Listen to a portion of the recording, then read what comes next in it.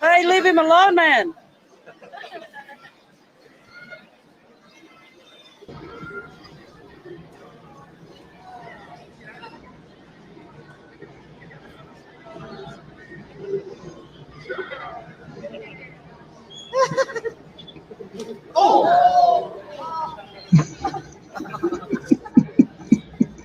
What you get?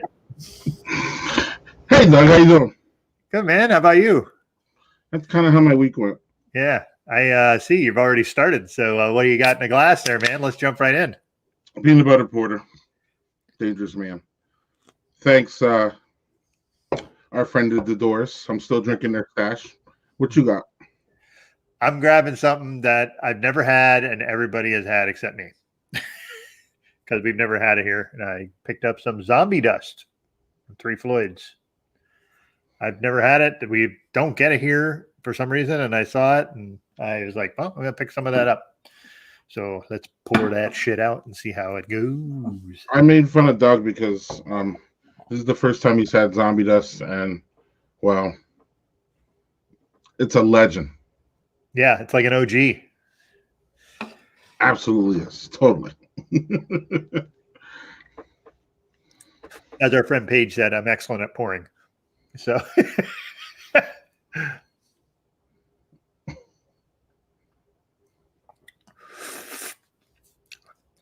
stupid beard. That's delicious.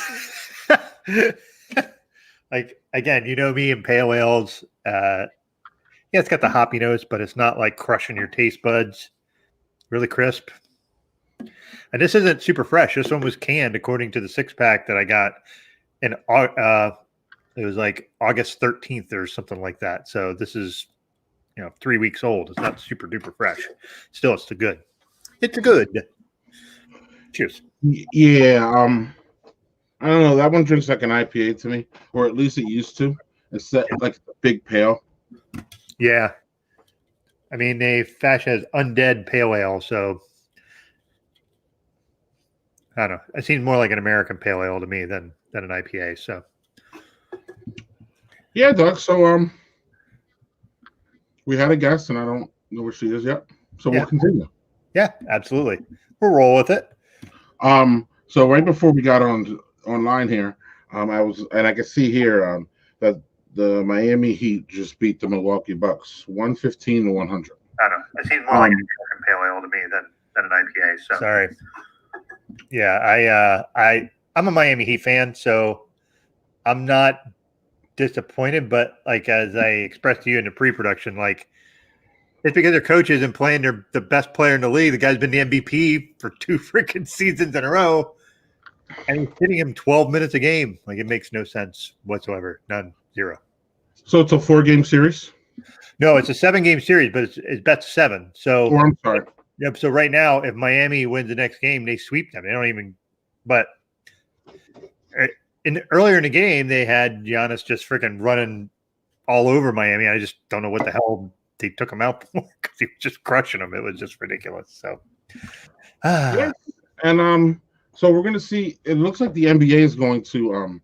Remember we were talking sports over these times. Seems like the NBA is really going to be able to finish this season. Yeah, I think so. They've not had. I don't think they've had a single COVID infection report. Like not anybody.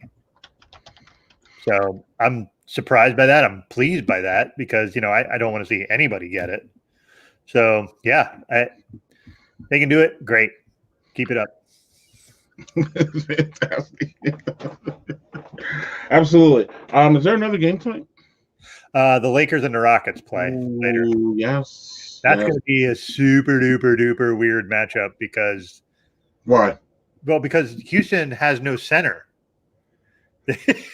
they're like their starting lineup. There's a guy over 6'9". They have and the Lakers have LeBron who's 6'10" and Anthony Davis who's 7 or 7'1". And then Houston shoots 8,000 3-pointers. So it's just going to be interesting to see. It's going to be, a tale of two different styles to see who actually, wins out there. You got the Lakers, though, right? Come on. Well, you know my affinity for LeBron, so yeah. Well, that and I don't know. Houston, LeBron is really more clutch in playoffs. That's kind of what I remember him as. That's what I will remember him as. Actually, is clutch in the playoffs. I know, and people are going to say, "What he lost 6 finals, whatever." But again, these are team events. So you know, I don't even count that one. What was that one against this one?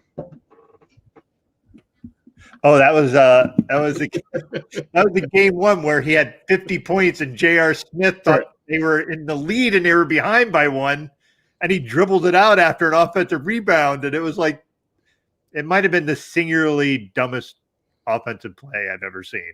Worse than my whole life. Worse than the Chris Webber timeout. Like it was so dumb. Like it was. Yeah. So yeah, I don't know. That's LeBron. Like that's the LeBron iconic picture. Sorry, LeBron, it ain't your fault, but that's when I remember LeBron. I'm gonna remember that face. You can remember the meme, like because his face was everybody. Like that was everybody. Or I mean, you know, I just wanted a good series out of that. I wanted a good series out of that, and I knew that LeBron was one of the back, basically. You know what I mean? And if they would have won that game, or if he would have hit that basket, or they would have pushed it, they could have won that game and made it somewhat of a series at least. Sure. Instead, it was just like that was it. Like you can tell it was over. Yeah, and it was something that they kind of had to win that first game. Right. If they didn't, they were screwed because they were playing one of the best offensive teams that the NBA's ever seen. Mm-hmm. And he put out just a gigantic freaking game, and they wasted it because J.R. Smith is a dingleberry.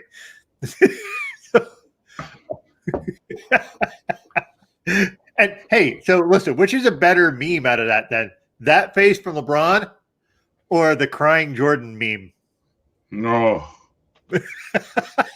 I prefer the LeBron because we wore out the crying Jordan thing, but they're both really, I mean, they're both epic. But LeBron was in the clutch of the finals, Doug. It has to be better. Like it was just like so of course, anytime you mention LeBron, you Joel. It's not even that's nothing against Joel. Once the name LeBron is said, there's always going to be he's just polarizing. So was MJ though. MJ is polarizing too.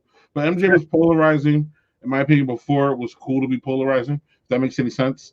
You know, now it's like everybody's polarizing. Like you have an opinion, you're polarizing. Doesn't matter. You know, so but LeBron he has to be one of the most polarized athletes easily of our time. I mean, or easily of all time, in my opinion. And what I mean by polarized, I mean, you say his name, there's an opinion. Whether it's you like him, you love him, there's an opinion coming out. And usually it's on, you know, a far side. Usually it's something like Joel said, which is a legit conversation, obviously. But, you know, usually it's MJ's better. Or, LeBron sucks, or he's just really polarizing. I remember MJ being that way too. I don't know if you remember. Everybody loved him or hated him.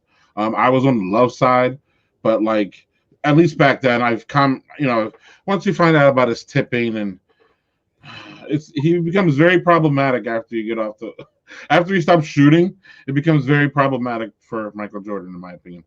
Yeah, I agree, and part of my reason for thinking LeBron is a better overall player than Jordan. It's just simply like, if you look at the style of play that each of them spawned, if you think of it, Jordan brought in, Jordan fucking was the best one-on-one player we've ever seen, period. There's not a better one-on-one player that has ever existed in the NBA outside of maybe George Gervin, but George Gervin couldn't play any defense. Jordan could play defense, but, the style of play LeBron brought in was like, here's this big guy. It was, the most apt comparison was like Magic Johnson, but Magic couldn't score like LeBron. So, but you could see that. Yeah, you can do that. That's fine. I'm going to take the 17 years of fucking near triple doubles so you can averages so you can keep that. So anyway, I just think that if you see the style of play now where it's a lot of movement, it's a lot of sharing the ball, it's a lot of spacing, and you didn't see that shit with Jordan. It was as soon as Jordan came in, then everybody had to have the next Jordan. They had to have the one that you just get the ball and go get your shot. And it was one-on-one and it was hero ball. And I fucking hated that style. That's not basketball to me. And it was because he was so fucking successful at doing it. Nobody could do that except him. So, like, can't replicate that if you don't have Michael Jordan. So, yeah, I don't know. Right. So Joel's comments are coming in. So let's just take them all. Let's do it. Joel brings up a very, very interesting conversation here. Speaking of polarizing, Surly Brewing, are you familiar with this conversation? Yeah, I had. I wasn't in the midst of it, but it was some so interesting. Let me frame it quick, and then I'll get your opinion. The conversation starts where Surly's employees came out, I believe, last week sometime, and said, we are unionizing. We talked about it. We're starting the whole process of unionizing. Or actually, Surly Brewing came out and said that our employees have started the process of unionizing, and we are taking the next steps, blah, blah, blah. So then 2 days later, Surly Brewing comes out and says that we are closing our pub. We're closing our pub where we seat probably 300 people at a time. If you even take I've been there a couple times. If you take the outflow or outside, it's probably, you could probably fit 500 people in there pre-COVID, of course. Yeah. Pre-COVID, of course. It's a big, huge, beautiful hall, Doug. They sell great food. Surly's beers are, overall, most people say Surly's beers are pretty good. Everybody likes them. It's a place, Doug, where you can go with your family. You can say, hey, let's meet friends. There'd be things to do. There'd be food to eat. There'd be beer. It's just one of those, it's a safe place, man. It really is. As far as, getting good beer and food, sometimes you don't know when you meet people. So Surly is a really, really, they're furious is a king out there in Minneapolis. It's just amazing. So everybody is, so after they came out and said they were closing the hall, now there's an outrage because people believe that they're closing the hall because the employees wanted to unionize. So what is your opinion, and did you see all this, and where you at? Well, the thing is the timing is super suspect. Like, you announce that they're unionizing, and a few days later you just close down a big chunk of where those folks would work. The optics of that are not good. So, but we're in the middle of a freaking pandemic. They can't have a giant beer hall open because people can't, like, unless you're doing it, and the capacity you would have to sustain that isn't possible right now. It just isn't. So, I mean, there's that part of it, but I will always err on the side of the folks who are trying to secure their own rights. So I'm going to stick with the, I didn't know that they fired that many people. Yeah, not a good look, Sterling. Really not a good look, man. No. And, while I enjoy it, there's something, how about this? I'm not going to put anything out there because sources and all that, but there are things that I've heard from local people up there about the experience in the Surly pub. Again, when I go, Doug, you've been with me. When I go, I'm just happy. It's everybody's happy. We're just, we're going to different breweries. We're not really that skeptical. We're just trying beers. We want to see what they're eating. You've been here. I mean, we're in a good frame of mind. So I really have. When I go visit breweries a lot, I don't a lot of times go in there with a skeptical view. I go in with a view as, hey, let's try the beers. Let's see what's going on here, blah, blah, blah. But I don't know. So Surly's been one that I really like. So if I went in there and had a bad time, I don't know if I would actually see it as that, because I would, I love Surly. It's great. But after this, man, this is not, no. And it's funny too, man. This is a problem. It's not really, may not be a problem for them because they're so big and they do distribution and all that. But like when I go to Minneapolis and St. Paul, it just makes it easier for me. I don't have to go to Sterling now. I just don't. That's how I feel. We'll see how it changes. Maybe there's a misunderstanding. Maybe they'll be able to say, hey, look, we were doing this before. Here's our draft. We were sending emails around, months ago about closing the pub, not like 2 days ago. Hey, they want to unionize. Oh, we want to close the pub. Oh, great. So, so unless there's something like that comes out, and there's always that, there's always a possibility that, this is something that they were doing in a while and blah, blah, blah. But I don't know. It just makes it easier. There's so many breweries I haven't been to in St. Paul, Minneapolis. Just makes it easier. It just makes it easier. I don't have to say anymore. Yeah. Like I said, I'm with you on that seems super bad that you're doing that after you're learning that things are unionizing. That's what I said, Joel. The optics of that are fucking terrible. Like, how can you say that this was like strictly we're super financially concerned about this and we looked at it every which way that we can. Yeah, and now these people, as soon as they said they were unionizing, now you're closing this big part of your shop. So I don't know. Joe says bye. Yeah.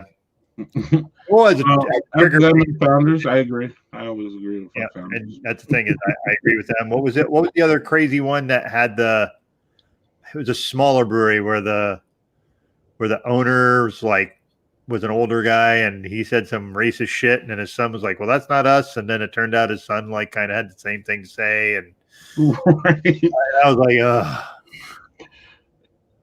yeah, I don't remember them, Doug. And I don't remember which one it was.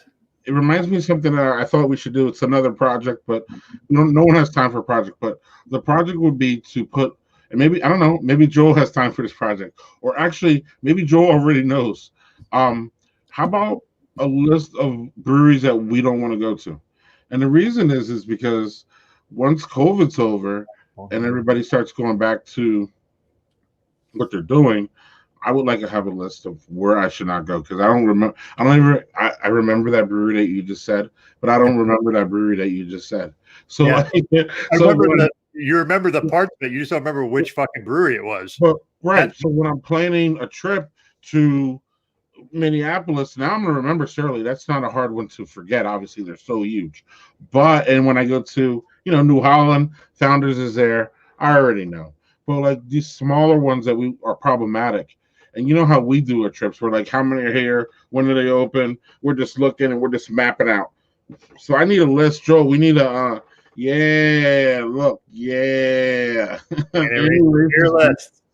There you go. There you go. Right. I'm trying to track my son. I'm having my son watch the Lakers Rockets game. He's sitting right next to me.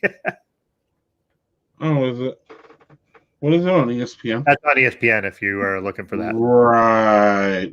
So. TNT is not going to cut it. LeBron needs to be on ESPN. Yeah, he needs to be on the big show.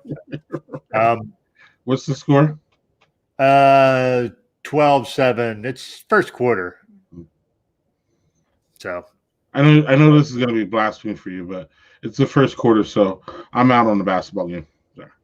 No, that's okay. I know Eric likes basketball like me. He likes that stuff. So I was like, hey, why don't you watch a basketball game?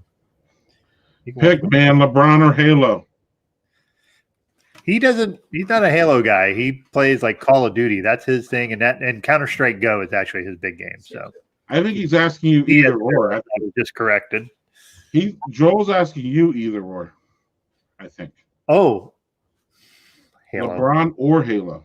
Halo. It's Halo. It's always Halo. Yeah, he says yeah. So I'm not on to my second one because, I'm good.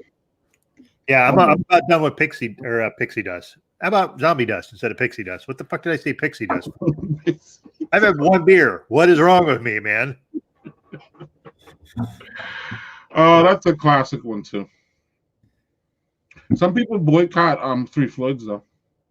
I don't know if you know that. I have heard, again, I've never been there. I can't speak to it firsthand. I've heard that their customer service leaves a bit to be desired. That is what I have heard. I've heard. They get sexist charges all the time. I wouldn't. I didn't mean racist. I mean sexist all the time. So, yeah, I don't know. Yeah, I don't know. I hear their food is really good. I've been in there. They suspended their brew pub too. For they suspended their brew pub a while ago for a long time. But if you go in there, it's like a little. I wouldn't compared to Surly. It's a closet. How about that? It's small, cramped. Surly. Surly has this. Surly's this big, huge place, Doug, and they have these like I would say 20 to 30 foot big doors that slide open, so like the inside comes out and shit. Yeah, so you can't compare Surly and Three Floyds. It's not. So how would you compare it size wise to the Guinness place in Baltimore? Surly? Yeah. Surly is bigger and wider. Guinness is more compact and up. Okay. Surly is like flatter and wider. Yeah. They're both pretty nice places, but I would prefer, if we were hanging out, I would prefer Surly actually. Less steps and all that. We might be falling down those steps if we drink those barrel-aged beers all the way up in Guinness. So, yeah. Whoa. There's a lot of steps there, man. Don't underestimate that shit. No, I don't. I do not. Yeah. Hey, good call, Kevin McKeever. That's actually one of my favorite Omegang beers. It's very underrated. The Rare Voss. Rare Voss. Yeah, I believe, Kevin, I want to say it's an amber ale. But it's very good. It's very tasty. It's very drinkable. Yeah, that's one of my favorite Omegang ones. Next, Three Philosophers, probably my favorite one of theirs, but that is the second one. I believe Joe's talking about Three Floyds here. They have questionable staffing dealings. Probably. Great. They fired a bunch of staff too when closing the brew pub. It's kind of happening. Again, the Surly optics are just fucking horrible. Yeah. Like we understand if you have to close a brew pub as a brewery, you know what I mean? Like that's kind of, but I don't know. Like I don't know. A lot of breweries around here. Again, I don't know what's going on over there, but a lot of breweries around here, in my opinion, from what I saw, were very, very cautious about laying people off. I haven't heard many layoffs. I've heard more of like, come back. You know what I mean? Like we're gonna work you in. We can come back. You can come back and work. Some shifts, but I think they're really, really. They're not really trying to fire people. And when I talked to the brewer or the owner at Stable 12. Yes, I remembered it. Yes, Stable 12 in Pennsylvania. When I talked to him, he said that there's a combination of people wanting to come back, but people not wanting. Some people are scared to come back for the virus, and then B, some people don't want to work and wear masks. So then those people didn't come back either. And they said they literally told him. He said it on the stream. They told him, if when we have to stop wearing masks, you can call me back. So it's so layered, Doug. Like as far as people getting fired, but then also that the level of people not wanting to come back or not being comfortable enough to come back, and then it's all about where you're at. Like if you're in Tennessee now, that's not a great place, or Iowa. But if you're kind of where you're at, I don't know. It seems like maybe something's spiking up there, but it seems like things are pretty low level there. So yeah, I don't know, man. It's crazy. It's crazy. So do you have another one? Oh yeah. So I'm sorry, real quick before we get to that. So that was your first Zombie Dust? Is your first Three Floyds beer, or your first Zombie Dust? That was my first Zombie Dust. I've had Alpha King once, and I found it at some bottle shop in Pennsylvania. That there was this place that actually had a shit ton of different bottles, and I don't know how they got it because you couldn't find it anywhere else. But did you ever have the Dark Lord? No. I'm sorry, what Joel's talking about here? Yeah, Joel's saying it's overrated. I think the experience supposedly is overrated. Like Joel was talking about how when you have the Dark Lord Day and like people are just getting freaking hammered, like, yeah, that's not how you do that. You'd go and you enjoy it and you not try to be a douchebag. It's not freaking St. Patrick's Day. So, well, yeah, I think Three Floyds Day is problematic on one level. It's because people associate it as a beer festival, but ultimately a lot of people say that it's just a metal fest basically that has beer. So it's a metal concert that has beer. Now that's different than a beer fest. So beer fest people get upset because if you see some of the images coming out of that, that's not something we want a beer fest to look like.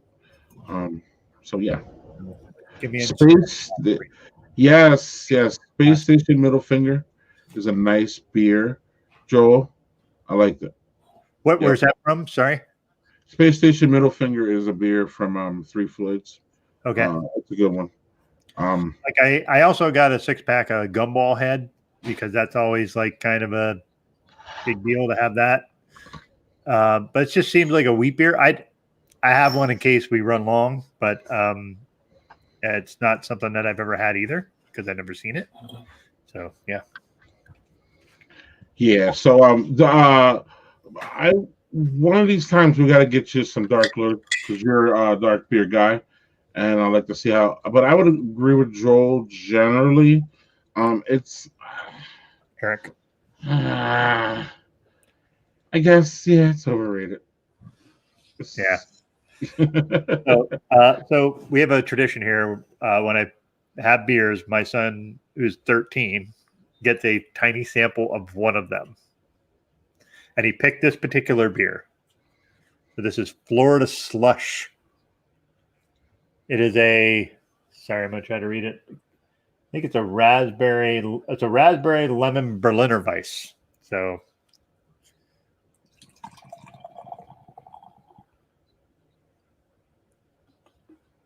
look at the color on that, man. That's my style.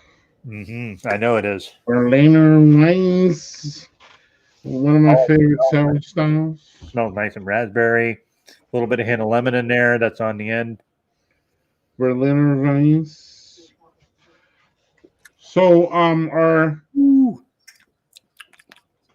what's going on?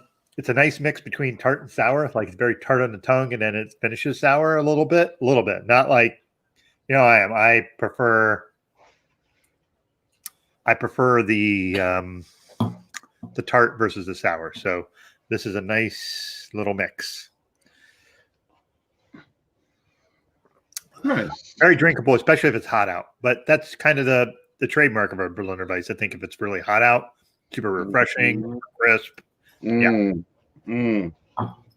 it. I really liked it. That was beer mail from a friend of mine in Florida, which my third beer will also be a beer mail from Florida. So it's going to be fun. I don't know what to do for my next one. How about eeny, meeny, miny, mo? Okay, so we have a black IPA, we have a double IPA, we have a sour, and we have a stout. All right, so I'm going to ask: is the black IPA a Black is Beautiful beer? I don't want to answer that. Yes.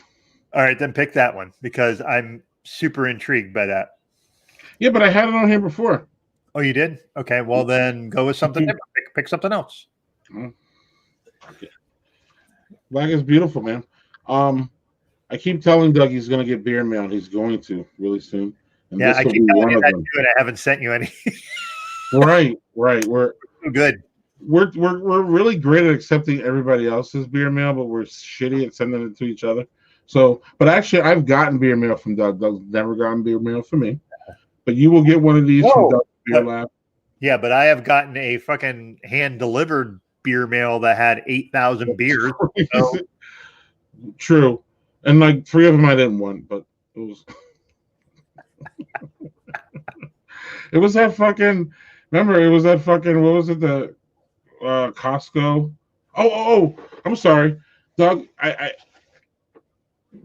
keeping it real here, as we always do. Something happened with our guests, and we never, it was supposed to be Jessie. We haven't heard from her. Hopefully things are well with her. But so we do have somebody else that wants to join us, Doug. Yeah, bring him on. Let's do it. I think, but he's not ready. All right. So, and if Jessie is able to jump in, we'll bring her in too. Absolutely. It'll be great. And I don't know. Again, when she wants to come back on, obviously we're here every Friday. We're always happy to have her on, and sometimes shit happens, so it's okay. Absolutely. And also, we're gonna have an announcement about this show soon, Doug. But I'm gonna vague book that out there. So we need to get more drunk before we announce it. Is that what you're talking about? Right. Normally, when we have announcements, but normally when we have announcements about bullshit that I'm doing or whatever, or you're writing or something. So this is one that's specifically about this show that's going to affect this show. That's going to make this show better. And Black is Beautiful could be a part of the clue of where we're going with the news. So maybe there'll be news next week or something, but there's going to be news about this show and something. Something. Right. Okay. Cool. Yeah, I'm not really good at vague booking. So I'm actually, Doug, it's time for our sponsor. Okay, well, we're the sponsor now. Our sponsor is HomeDadCon. There we go. Hey! HomeDadCon. DadCon at home. But what is it called this year though, JC? DadCon at home. Great. Tell us about it. Look at this. So it is a virtual event this year because we have HomeDadCon postponed. We are having a 1 day from 10 a.m. Eastern till about 5 to 6 p.m. Our virtual convention. A little bit of the same format as HomeDadCon is, but just in a virtual realm. You pay $50 and it goes, part of that goes to the organization, part of that goes to our scholarship fund to get other dads there, not only this year, but also to future actual in-person events. And so we're gearing up. I've got three breakout sessions with a whole bunch of different presenters. And I was here before, and I'll say it again. Dante Palmer is one of our presenters, one of our keynotes. He's going to open for us, which is fantastic. We're so excited to have him come in and talking to people and Squad for Change. If you remember, real quick, Jason, let me get in here quick. Yes, please. You remember Squad for Change, right, Doug? What did you say again? Squad for Change. Yeah, I remember that because I was at Dad too. Yeah. Right. He's the guy that he went into a bathroom and there was no changing table. So he literally got down on the floor and was changing his kid, and somebody took a picture and it went viral, and it's amazing. Back to JSG. No, you're absolutely right. And you know, that story was very inspirational for so many dads who have been in that very same spot all over the country. So his story resonates with us, and we are more than thrilled that he is coming to DadCon at home, and he's, spoiler alert, going to try and be at HomeDadCon next year in Cincinnati. So we're excited for him to come and tell his story and tell about what Squat for Change has done for him, and it's done more for dads at large. So we couldn't be more than thrilled. Well, excellent. And what's in your, we didn't get to, this is all impromptu. Mm-hmm. I had JG to come on literally while we were online. Yeah. Well, Jason let me know, are you guys online? Are you guys going on? And I'm like, yeah, you want to come on? Because our guests don't happen with our guests. But yeah. So great. What's in the glass, Jason? So I have a Stone and Modern Times collaboration, Wizards and Gargoyles. It's a hazy coffee IPA. Ooh. Doug. Man, that can is fucking badass. Isn't it? It's awesome. I love it. That's right at my... Yeah, I know. Snarf that up in a second. Yep. Doug, what's up with a hazy? We've never seen a hazy. Doug, we've never seen, at least you and I have never seen a hazy coffee. No, I've seen coffee IPAs. I've seen hazy IPAs. I've never seen a hazy coffee IPA. So, right. Slow down, man. What's it taste like? Yeah. So the coffee, The coffee on this one is very, very subtle. You almost don't taste it. The hazy is very prominent in comparison to coffee. If you didn't know it was called a coffee IPA, I don't think you would know that there's coffee in it. It's that subtle. It's almost like a mind twister. Facebook user says that looks great, JHG. I don't know if it looks great. Tell me if it is though. It sounded great. I wouldn't say it is great. As I said, that can art is on point though. It's fucking awesome. I would have bought it for the can art. Well, when I went to the store the last time, that was part of the reason I was buying, was seeing the labels, being a graphic designer and appreciating illustration and graphic artists and what guys are doing now to really stand out for cans. I mean, it's just amazing. This is in Daddy Porter itself, but I mean, things like that. I'm big on the skulls. So I saw the skull and so it's Steve Austin's, whatever. Tried it out. So that kind of art and some of my other ones. Excuse me. I bought that beer just because of Stone Cold Steve Austin. Yeah. So I didn't buy it because it was Stone Cold Steve Austin. So fuck that. Why? I do not like pro wrestling. Okay, so hold on. Would you have got it if it was The Rock on it? You wouldn't have got it if it was The Rock. The Rock is cool though. That's a different thing. Tenuous because The Rock is a good actor and a good singer. He's a good. Well, he's singer. Dude, have you never heard him sing? No, we're gonna have to get back to that one. And watch him on Saturday Night Live skits. He can sing his ass off. Really? It's you look at him and he doesn't look like someone who could do that. No. Well, so we got another Jamie Foxx on our hands, basically, right? Well, because he's not as soulful. He just has a very nice voice. So, like, if you ever watch, like, there was a series of movies like Journey to the Center of the Earth and things like that where he was in it. He took Brendan Fraser's spot. Yep. And he sings in it with a ukulele and everything, and he's fucking great. Wow. Okay. That. And then there's another one on like Saturday Night Live where he sings in a couple of different skits, and you're like, what the fuck is this guy? Like, Jesus Christ. Wow. Like, you always see him in like and Rampage, and you're like, yeah, but that guy's fucking funny and he can sing. He's not just because he's a big meat head. Well-rounded.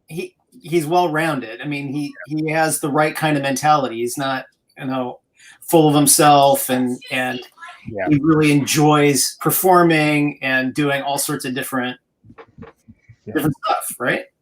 Yeah. Well, Greg, can I just point out the person that was a Facebook user was Andy Jones. What's up, Andy? So I think we all can become surprised about how diverse people are, but I think we all have that diversity in us. It's just on a smaller scale.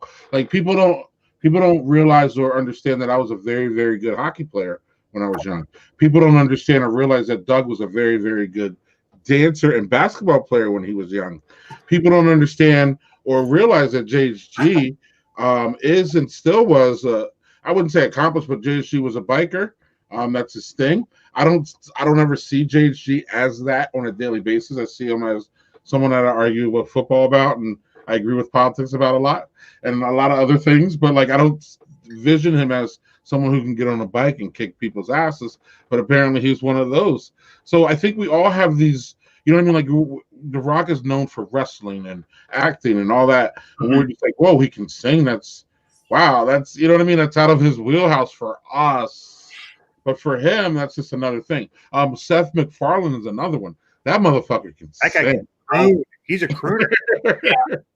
Well, and then he's a brainiac as far as, being a producer. He's a comedian. He's just all over the place. He went to get trained to sing like that because he always wanted to sing like that. So he went out. Amazing. I'm sorry. It's astounding. Yeah. Yeah. If you like that shit, like that, the Frank Sinatra, and I love it, to me, music, that kind of stuff, and like, yes, that has a place. It's not every day for me, but it has a place. Like, there's sometimes I want to hear that shit. I will admit, rarely want to hear that. Okay. It is on par with, well, no, not on par. Country music's worse for me, but but that's my thing. That's the thing is like I don't care for that. So if I hear a twang in a song, I'm unlikely to listen to it. That doesn't mean it's a shitty genre, just not my jam. Right. The crooning stuff, that's for Christmas. Yes. That's the aura that it is gained over time, because that's what people get and understand. It's become socially like linked to that time of year. Although I will say for Christmas, I grew up that Christmas was Johnny Mathis singing Christmas songs. And he's not a crooner, but he had a very distinct voice. And you know what? As soon as you hear that, you're like, that's fucking Johnny Mathis. You're not going to mistake that guy for anybody else. And does it take you back to like when you were young and very much so Christmases and all that nostalgia? Sure. I just remember my mom decorating the house and the freaking Johnny Mathis is playing, and that was just what it was. And it was, again, I'm not wistful for a different time. It's just that's something that when I hear that and I hear Johnny Mathis singing "I'll Be Home for Christmas" or something like that, and I'm just like, that puts me right back. So yeah, and there's nothing wrong with wanting to go back there. No, the problem is going back there entails a whole different other problems. So, well, yeah, we're not trying to take like everybody else back there too. That's another. Anyway, we'll not go very far into that. So, Doug, your podcast partner, way early on before even JC was on. Speaking of LeBron and Goats, off topic, can we get a toast to Chadwick Boseman? Cheers, brothers! Absolutely. We were online last week when the news broke. Yeah, it was the first time, JHG. I don't know if you were watching, but it was one of the first times that like we ever like cut in and we had breaking news. That was. I missed it. Yeah, that's just a terrible thing to have happen amongst all the other terrible things that have happened this year. That coming out of the blue. I mean, kudos to him for keeping something like that private and keeping it out of the media spotlight and being able to do what he did right up to the end without anybody being aware of it. I mean, that's amazing strength for a person to be able to withstand that kind of brutal, pain on your body. Yeah. Well, hold on, JC. Some of us noticed this. And actually, I didn't know this until a couple of days after he passed. He passed on Friday because we were online, Doug. And I didn't know until Monday or Tuesday that there were certain people, specifically in the African-American community, that went after him and was calling him crack Boseman. And he was a crackhead because he was so skinny at that point. And he would come out and say that he was on. So there were literally, this mostly came from the Black community. And how I know this is because this thing exploded afterwards about how rude were you motherfuckers to him. And I was like, what are you talking about? I don't even know what's going on. Because I'm not, as you guys both know, I'm not a huge movie person. So that by default, I'm not really a huge pop culture person, so I don't follow these people like I'm not every day, but I don't follow them as much as someone who's watches movies. You know what I mean?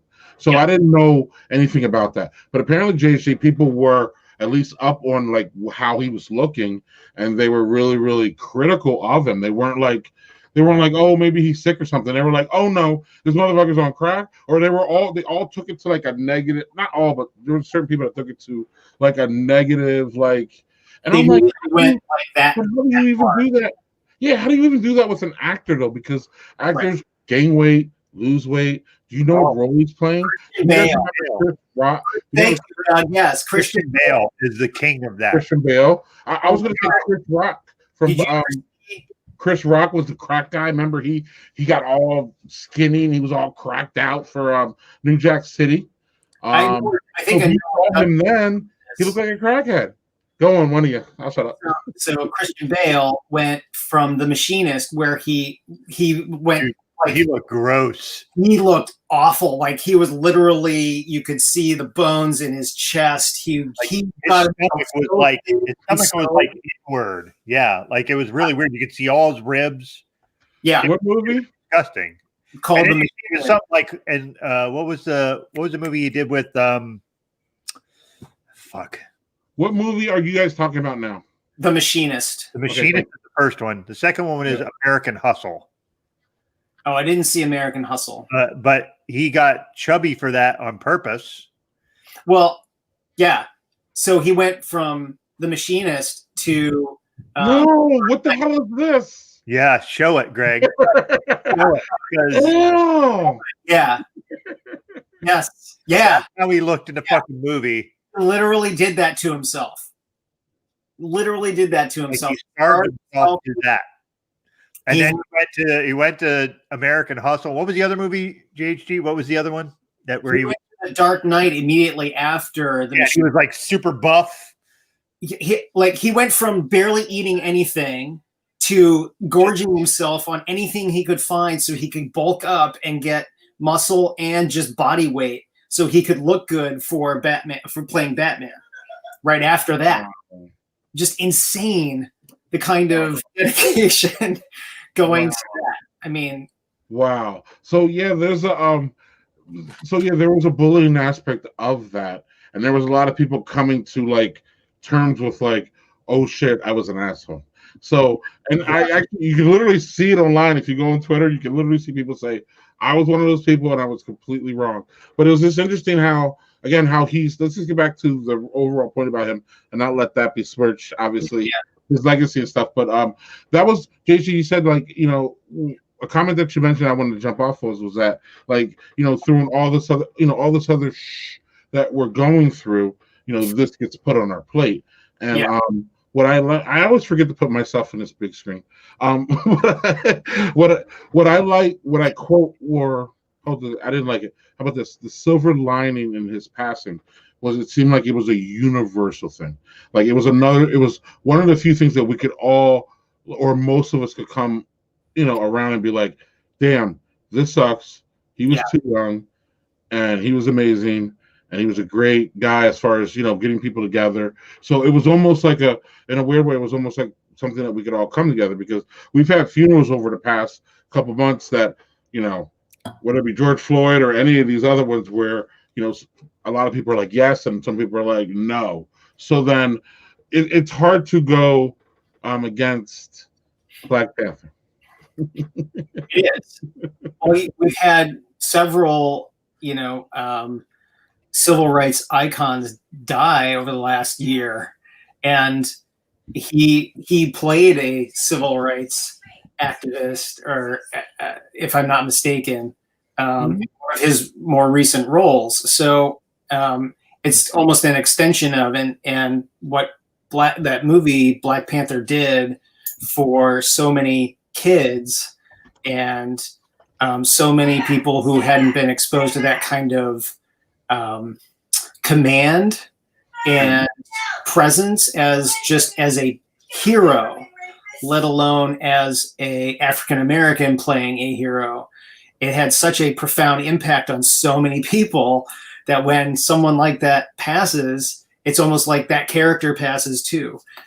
Let alone the stigma of the loss of other African Americans during this year. That, I mean, really, what a time to have all this like bubbling up and coming up right now to really bring the right kind of awareness to what's going on in our world, just from the death of an actor who had such a profound impact on people, not just the community that he comes from, but so many other communities. I mean, come on. Yes, sir. And on that note, Doug, you got another one? Oh, I do. And I saved the biggest one for last. And then I got a video for us. Mm. JC, you made the video. So here mail is from a friend of mine 16.3%. Oh, A Belgian quintuple. Whatever that is. I've seen quads. I've never seen. I think I've seen one other quint, but so this is from Big Storm Brewing, and I want to say it's not from Gainesville, Odessa, Florida. So what's your shirt say? What's that? What's your shirt say? It says Black Abbey Brewing out of. Okay. Little the brewery shirt. Big Storm's Quintuple is a Belgian golden strong ale co-fermented with Belgian and Champagne yeast for 8 months in French oak Chardonnay barrels. Oh.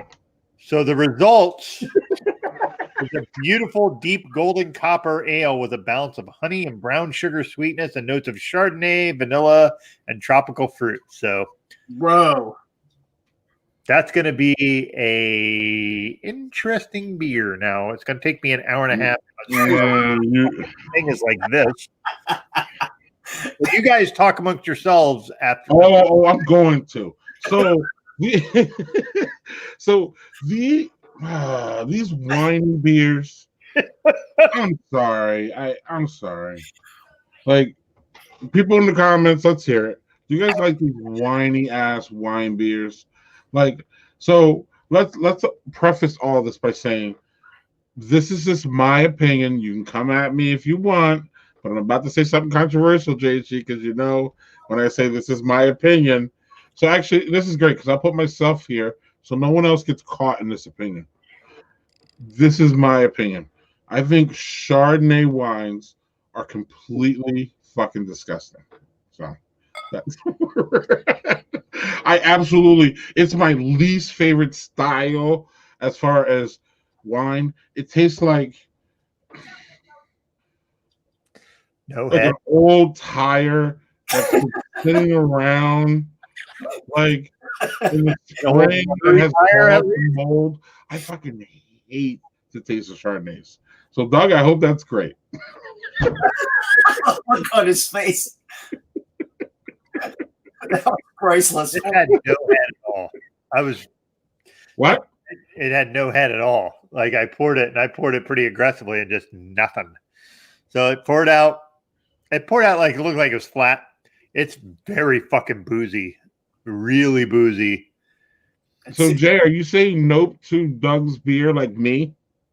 Or what are you saying nope to, Jay? I would take it that is no. What does Doug say about his beer? That's what I want to know. Right. So, all right. It reminds me more of a barley wine than anything else. I don't get wine notes out of that whatsoever. Very boozy. Wait. No, it finishes dry like a dry Chardonnay at the end. So I figure, so maybe that's wrong that I'm not getting wine notes, but the finish is very much like a dry Chardonnay. Okay. So and you're not getting that Chardonnay. Classically, with Chardonnay, you get like butter flavor, or there's different ones, or oak. It depends on what you're doing. But this is, you get that little dry finish at the end. That's the only thing I'm getting out of the Chardonnay. This is like a sort of flat barley wine. Is it boozy as? It's boozy as fuck. It is. Like it smells it. It tastes it. 16.3. 16.3 ABV. Doug handing it off too. Yeah. I'm gonna watch my 13-year-old take a sip of this. So Jay was agreeing with me. I'm pretty sure about Chardonnay. About how horrible Chardonnay is. Oh, his hey, face. What's up, George? What's up, George? Cheers, brother. George. I don't think George has ever. He's probably maybe he's seen our show, but he's never commented. Yeah. So I was gonna pass out from that taste. So and he only took a tiny sip. So yeah. While George is here, or he's man. JG, I'm pretty sure you weren't at that to New Orleans. I know Doug was. Yeah. George gave one of the most profound talks I've ever sat in my life. I was crying during it. It was emotional. It was amazing. He showed like such vulnerability, talking about his relationship with his dad, the things that his dad and his family. It was just amazing. every time I see his name, I think of that talk. So George, props to you, man. Yeah. Changed my life really, because again, it was one of those, we've all been to conferences, and I bet you we could all go around and talk about someone who literally changed your life as far as like just the way you saw things and the way like it made me more grateful about what I went through as a kid. George, love it, brother. Anyway, sorry, Doug. I just want to make sure that he heard that. Yeah, and I'm going to tell you, the sucky part about it was that was the conference where I got food poisoning, and I missed his speech, and it was one of the biggest regrets I've had. Doug, sorry, this is a great idea. We should have, and JC, you should come too. Clearly, we should have like a roundtable talk about shit that goes on at conferences, like bad shit, like getting food poisoning. That was terrible. And the thing is, I got food poisoning. The problem was Carter Gaddis got like the flu while he was there, and yeah, and he got like a bad, like he had to fly home, like he was so sick. Mm-hmm. And people thought that's what happened. Like, no, I just ate something, and holy shit, my stomach is like, I smelled stuff, and I started like, ooh. It was a bad scene for that. Mm-hmm. And I even went to George afterwards, and I was just like, listen, man, I want to see it. I was sick. And I felt terrible because I talked to him before, because that was the same year. Was the same year I gave mine. I'm pretty sure. And I said, listen, man, I want to hear, because he gave me kind of a little bit of a preview of what it was about. I was like, fuck, I need to be there for that. Because I just I didn't know, like I was so fucking sick that day that I barely left my room. So yeah. You ain't trying to cry in a room full of men. That's all I got. Hey, that's not really an emotion that you're really trying to exude. How about that? I'm not saying I care. I'm not trying to like cry in front of you motherfuckers. George, I haven't met you, but I will. Crazy. I believe the power of what your story is. Just what Greg is saying. It was heavy, y'all. Come to Cincinnati, man. Come to Cincinnati next year. Yes, George. Tell your story there. He was a great speaker. Check out George is doing. I believe George, aren't you doing? I don't know if he's still on, but if he is coming, I think he's doing a live show with Life with Dad. So he's with. Nice. He's doing our boys things, but yeah, he's yeah. Anyway, Doug, can we get to our video? Yes, let's do it. Then we got to hear what you guys are drinking next too. After that. Oh yeah, so let's see. Do I have this video set up? It's a short one, and it's different than what we're used to here, actually. Yeah. All right. So let's. It's not a Karen. Sorry. Come on. They all can't be Karens, can they? True. I mean, they can, but. Okay, so what are we doing here, Greg? We're doing this. Okay, here we go. Can y'all see that? Yeah, you can see it. Cool. Here we go. You're going 70? They're just hanging on the back of the fucking bus. On the highway. My man's holding on for dear life. Holy. Oh my word.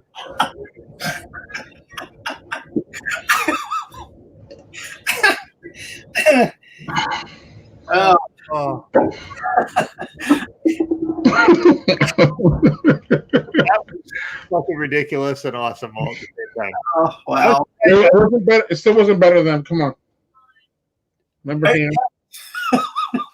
Did you guys see the one with the guy that was playing the tune through watermelon?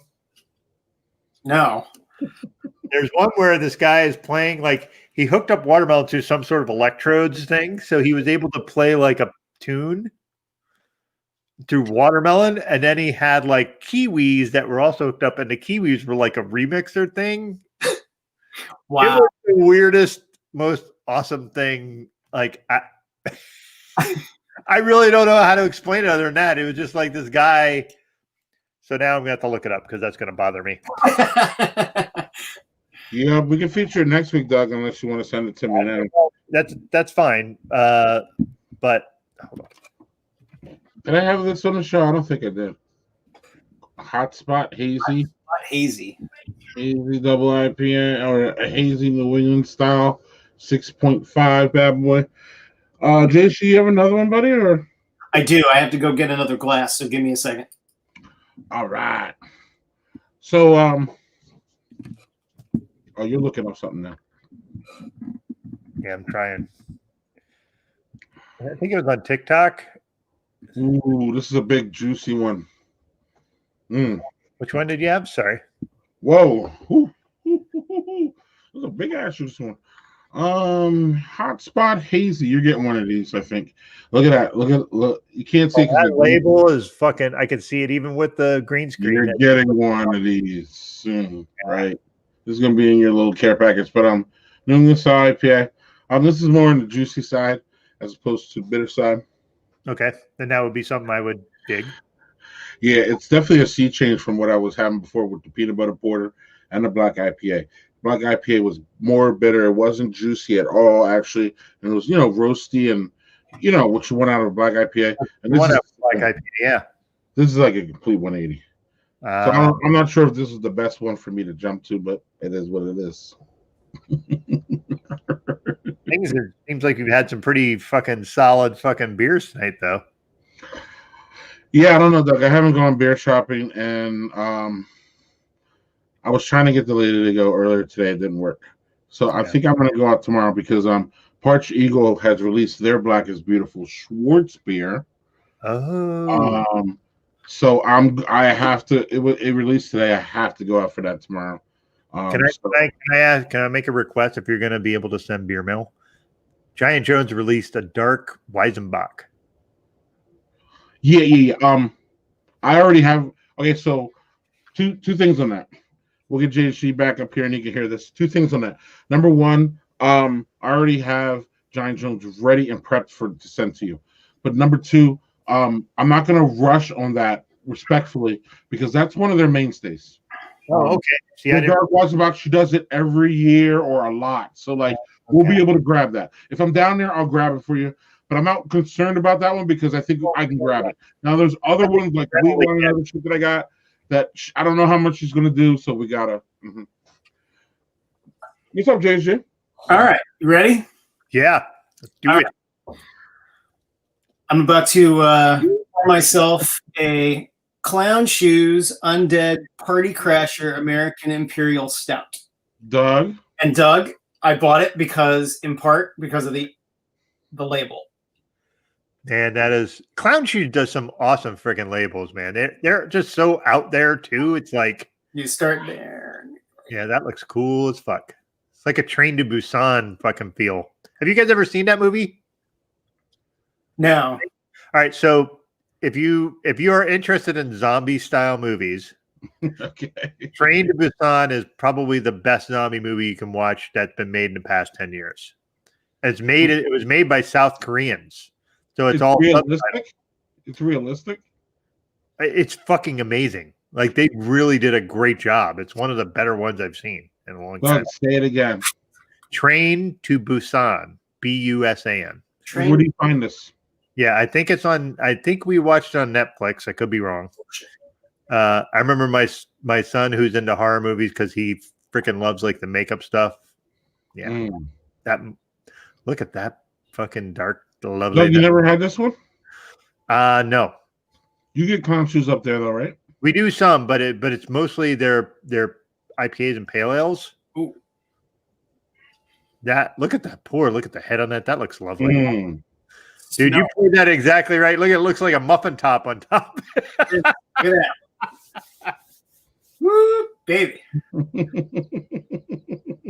It smells really sweet. Can I ask what the fuck is going on with all the fucking balloons behind you? Oh, I think I know. It's our son's 13th birthday tomorrow. His room is beyond that door. And when he goes to bed and he's asleep, we're going to fill his room with those balloons. Just throw them in his room. So when he wakes up, there's a whole bunch of balloons in his room. So cheers, man. Cheers. Yeah. Man. Yay. Mom and Dad have a plan. That's awesome. And make sure you have a lot of socks for him.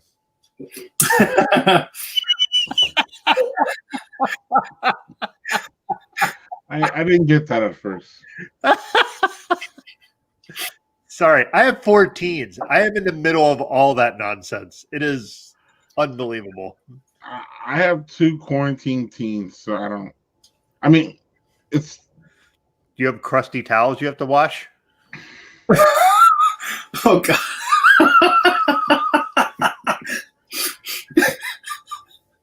I don't know the answer to that because they kind of do their own wash. So That's good. That's very good. It's perfect. Perfect. Kind of like we have we all all of our stuff goes to like one place and then they do it. So I actually don't touch the wash after it goes to my laundry. Like they take care of it. So they actually do the house's wash. So the answer is no, I don't have to. But the answer is yes, they're probably getting cleaned. Where the hell are we at in this conversation, JG? Get back to the beer. Yeah. How is that? I love it. No, but it's great though because Doug has the oldish kids. I have the middle, and JHG's coming up in the rear for sure as far as age goes. But we have a nice. JC, your youngest son is the scale. JC, your youngest son is 7. Yes. And the 13-year-old is Zane. No, Zane is the 7-year-old. Fuck this up. Anyway, I do. Ask him. He does. He knows. Zane was a member of One Direction.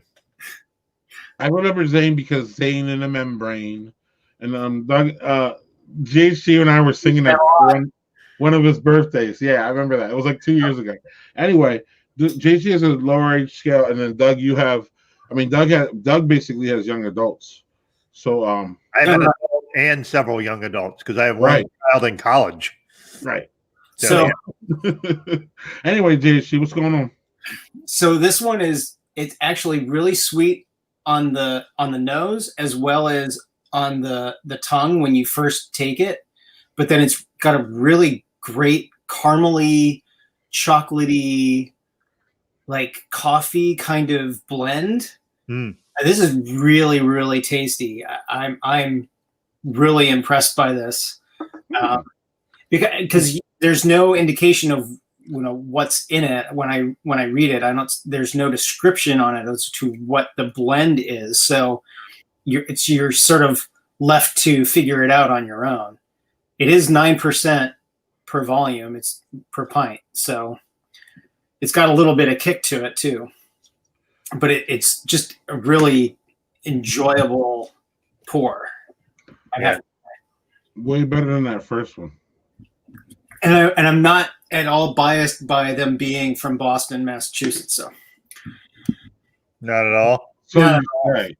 Not at all. Right. So you say. Train to Busan is on Netflix. I just added it, Doug. Yeah, that was Andy Jones again. Yeah, I'm going to tell you that is so worthwhile. Awesome.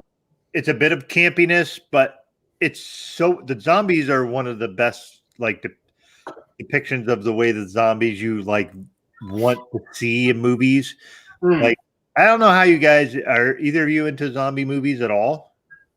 Greg, I know you're not a movie guy, so maybe that's not the right thing. But I would totally watch a zombie movie. I'm not particular, so. Yeah. Have you watched things like 28 Days Later or 20 Days, like those kind of things? Oh, yeah, those are awesome. Or World War Z. I haven't seen World War Z. World War Z will give you anxiety because the zombies are fast. They're not, and they attack in hordes. It's not like yeah. So it's like there was a video game I used to play that my wife couldn't watch play because of the music and the way those zombies attack because they were hordes called Left 4 Dead. And you would go, and all of a sudden this music would start coming, and then you knew here comes the waves, like hundreds of zombies just attacking you at speed, not like shambling. They were just fast. Yeah. And that's how World War Z is. It's like just everything's super fucking fast, and that's like terrifying because everything we've always heard from zombies is always like, oh, well, they're slow and they're meandering and they're just kind of dopey and they don't. They're dopey, but they just have one purpose, but they're really fast. Yeah. That's a totally different beast. So this brings me to what I've seen periodically on things like Twitter, more recently, which is what is better, the movie adaptation of a book or the book itself? And that can go back and forth, right? So in this always the book. What's that? Isn't it always the book? Almost always the book, yes, because there's so much more that you can get out of the book. But there are instances where the book and the movie are two different entities. And I'll use two examples. One is World War Z. My understanding of World War Z, the book, is that it's nothing like the movie, that it's a fictional compendium of people's experiences going through this event around the world. Whereas the movie is Brad Pitt's character's one person view of what's going on in the world. So you can't say that they're the same thing, right? Yeah. The one that I always go back to is Jurassic Park. Jurassic Park was written while Jurassic Park was being made. So the book is not like the movie. They're similar. They have similar characters, but things like the girl and the girl and the boy character, they're swapped as far as who's the smart one. So and who's the one that's all scared and whatever, right? So the girl in the movie who's very computer savvy or whatever, who's not Newman. Boy in the book is the computer savvy one and the older one, right? And there are elements that are in the book that are not in the movie at all. So when I saw the movie, I said, this is a great movie. When I read the book, I'm like, this is a great book, but they're not the same. And then, years down the road, you got Jurassic Park 3, and Jurassic Park 3 took elements from the first book and actually put it in the movie. That could have been there, but because you had the book being developed at the same time as the movie, you couldn't blend the both together at the same time. But anyway. I'm going to give you one where the movie was better than the book. All right. Fight Club. Oh, okay. The book is 200 pages. It's an awesome book. What I find interesting about Fight Club, the movie, is at the time when I watched it, I was young. And I saw that as like this fucking fuck the establishment kind of thing. And that's not what that movie is. That movie is nothing about. The movie is about just like how everybody just kind of conforms to this. Hey, yeah, I'm just going to go and I'm going to do this. I'm going to buy these things and it's capitalism and blah, blah, blah, blah, blah. And like, I'm not going to ask questions. I'm just going to do it. It's not about masculinity. It's about consumerism. Yes. But when I watched it at first, because I was young and dumb, as I had watched it as like full of cum, that whole thing. And I just was like, and then I read the book and I was like, the book is short because Palahniuk doesn't write things that are really grand or huge. He's not Stephen King. That's not how he writes. Everything's short and very fast. It's almost pulp style writing. The movie was, and even he said the movie did a better job of what the book was trying to do than what the book did. That movie just fucking, you watch it now and you're just like, fuck, man, that movie is unbelievably good. It's well acted. And I'm going to tell you, it's like Edward Norton, who's a fucking great actor. He doesn't act in a lot of things, but he's awesome. Brad Pitt, super fucking underrated because he's fucking great in every fucking thing he's in, and he plays a really weird array of people. He's an amazing character actor. He can shift into different kinds of roles and different mentalities pretty easily. Yeah, you watch him in that, and he's just fucking psychotic. Like you watch him in like in movies, and he's this like kind of very cool, smooth guy. And then you watch him in like Inglourious Bastards, and he's just so fucking over on top of that, but it's perfect for what it fucking is. I don't know. Brad Pitt was in 7, right? Yes. Yes. Yeah. Yeah. You know what movie doesn't get any due for him that he's fucking incredible in is Mr. and Mrs. Smith. He's such a fucking goofball in that fucking movie, but he's fucking great in that movie. I don't know. Brad Pitt's good everywhere I've seen him. Yeah. Amen. Taking it about the show, it just goes fucking all over the place. So I'm gonna steer it back a little bit here. Okay. And going back to Christian Bale, right? So another book, crazy movie where both were equally good was American Psycho. And when I first read, if nobody watching has ever read American Psycho, you just have to prepare yourself to have timeouts. Yes. You have to have timeouts when you read that book, because I was reading that when I was commuting back and forth from work, and I would literally have to stop while I'm in the middle of commuting to work and go, "Oh my God, am I going to throw up here?" And what I'm so disturbed by what I just read, and I have to wait like a day before I can jump back into it. And the movie was equally good for the fact that it didn't have to do what the book had in it, because you couldn't do it in a movie. It would be like XXX rated movie if you did what was in the book. Yeah. So they alluded to what was going on really, really well in that movie. You know, you used your imagination. They were really smart. But just another example of the book is good and the movie is good. They're not quite the same, but but they're both powerful in their own way. Yeah. I'm gonna go to another one if I might. So I know a lot of people shit on the Ready Player One adaptation, which the book. So I'm a child of the 80s. The Ready Player One book is fucking just 80s nostalgia just crammed into your fucking brain the entire fucking time. It's also narrated by Will Wheaton, which is an extra bit of 80s nostalgia for the Leslie Crusher stuff. So that's pretty awesome. So I didn't know that. Yeah, so I've read the book, I listened to the audiobook, and I watched the movie. And the thing is the movie has elements of it. Mm-hmm.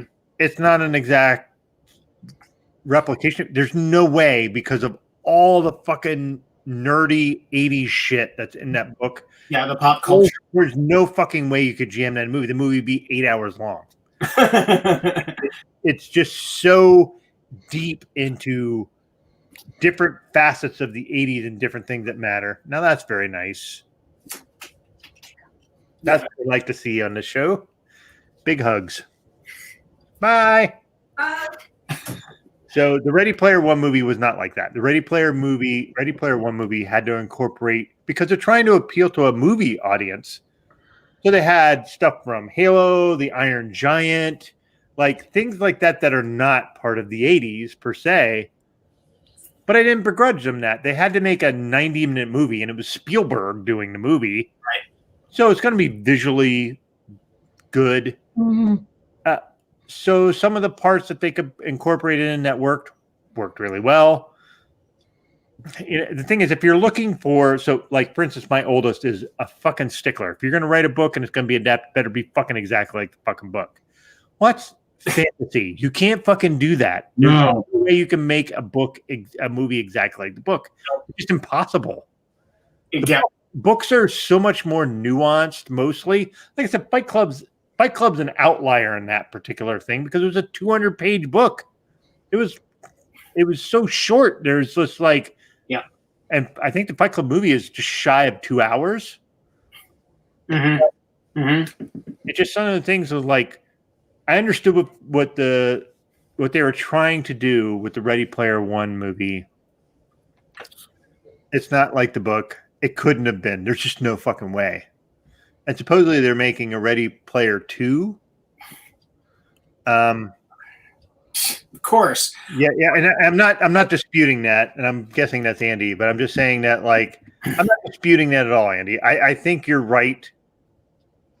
Yeah,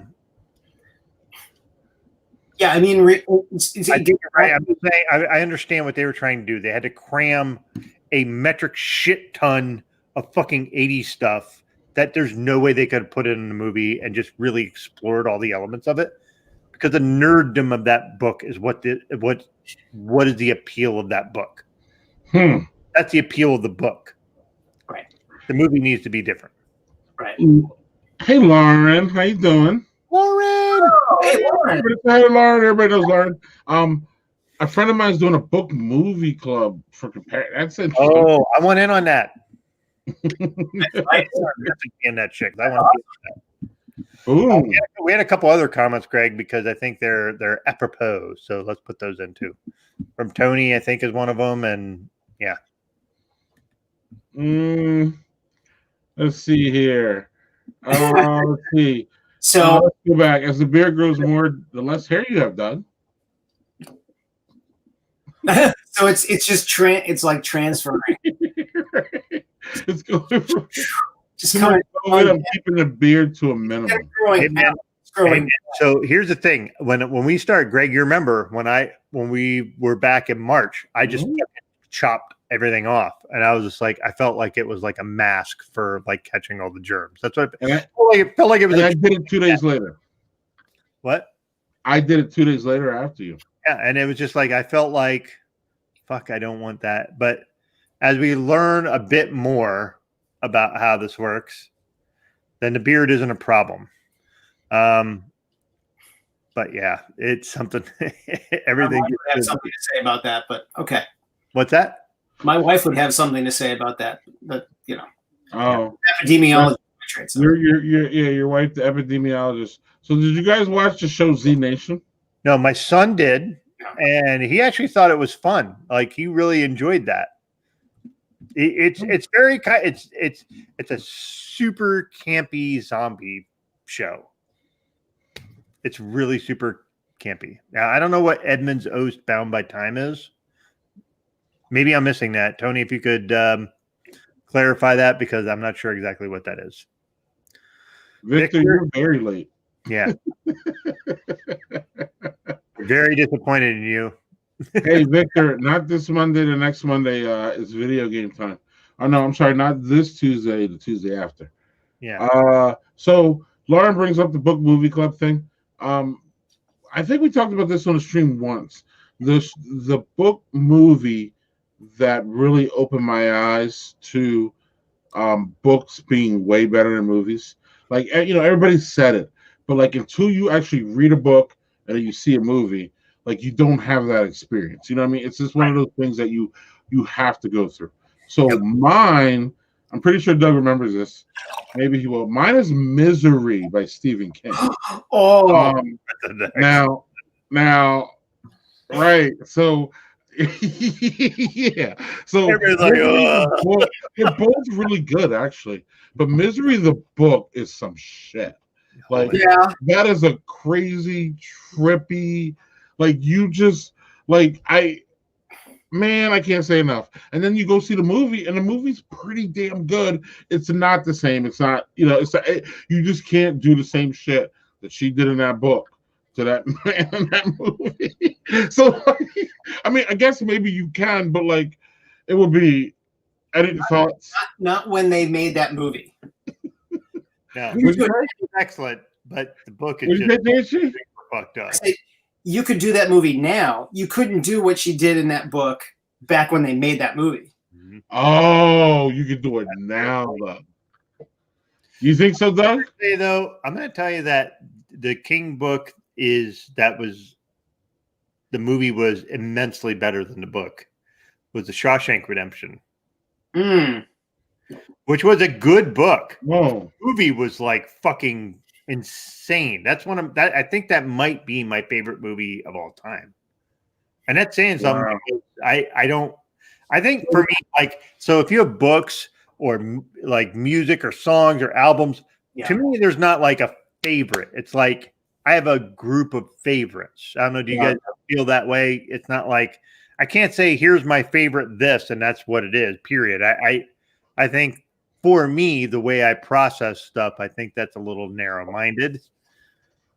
It might work that way better for you, but for me, it doesn't. So, like, I just remember just watching that movie and just being fucking blown away. And I've seen that movie 25 times, and every time I'm just like, fucking A, that movie's great.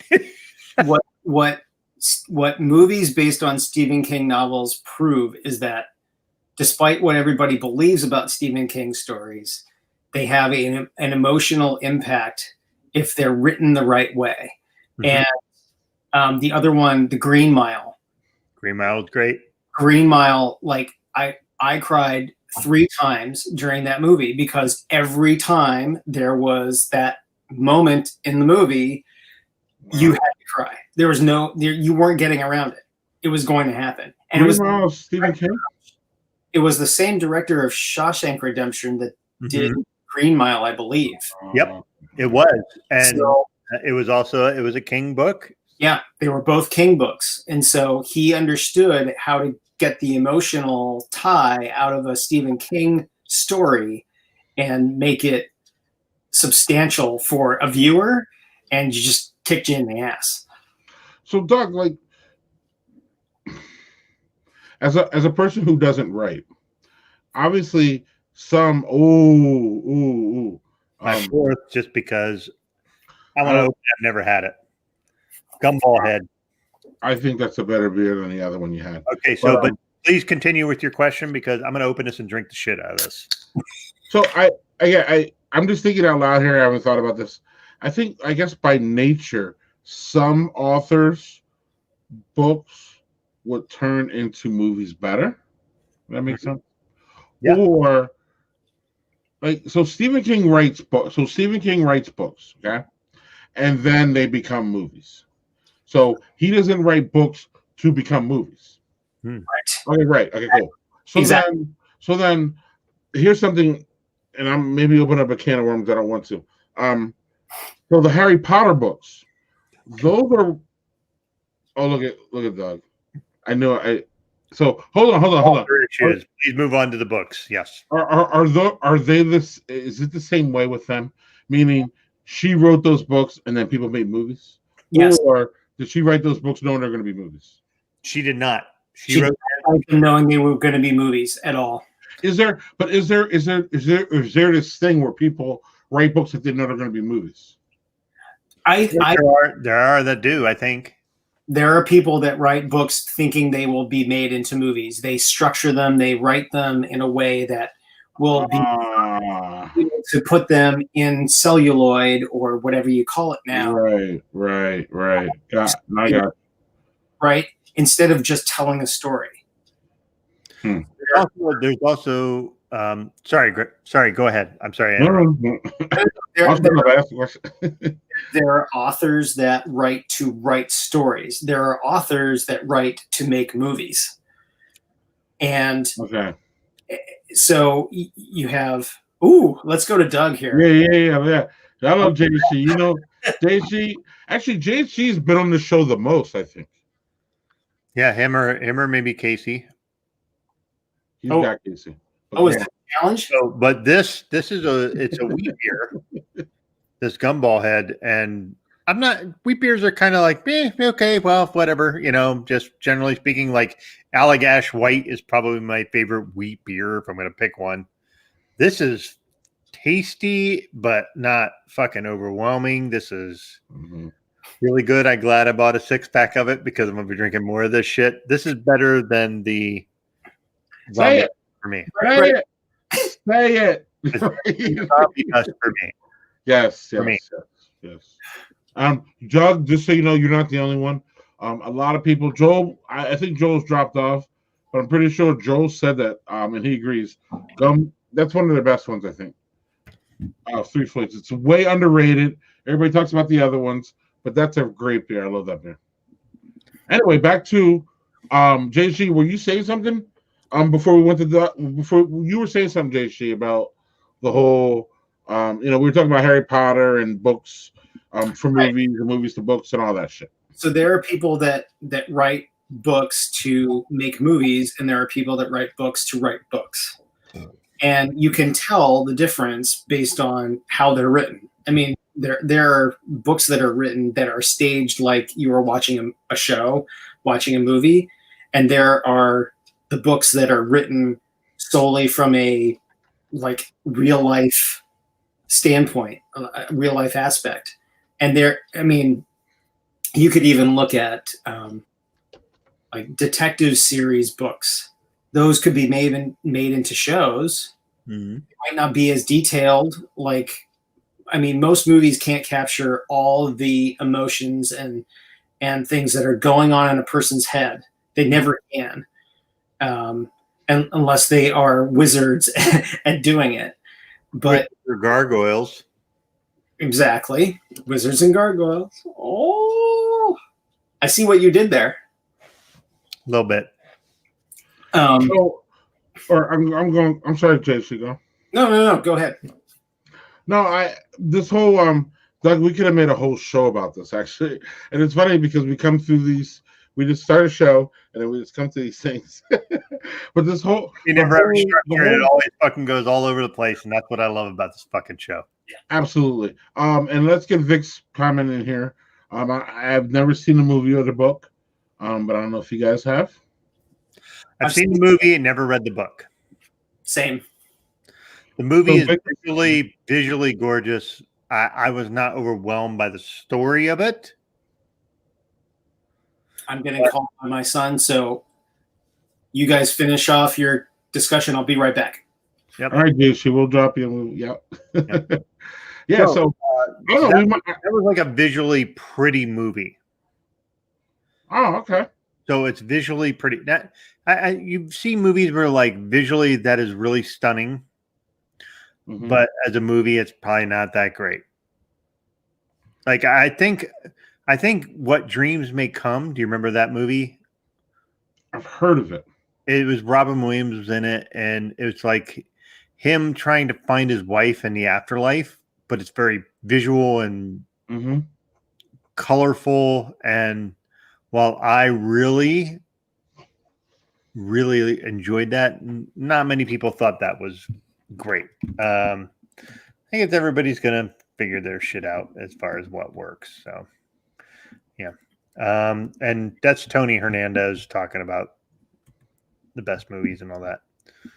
The best books are overwhelmingly better than a movie. Right. That's best books. But here's the thing. You look at something like I'm gonna give you a Stephen King example.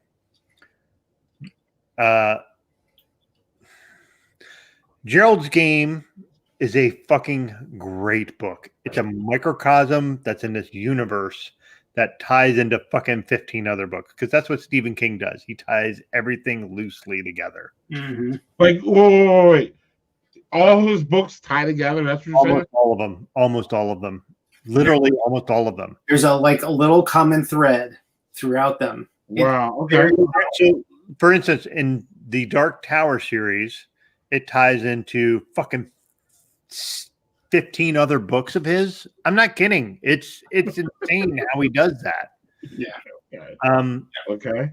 So, Gerald's Game was made into a movie on Netflix. The movie is fucking excellent, but it ties into all these other little pieces in the other universes that King creates. Notably, the Dark Tower series, which the Dark Tower movie was a fucking shithole. And I was so disappointed in that, because that series is one of the best book series I've ever read.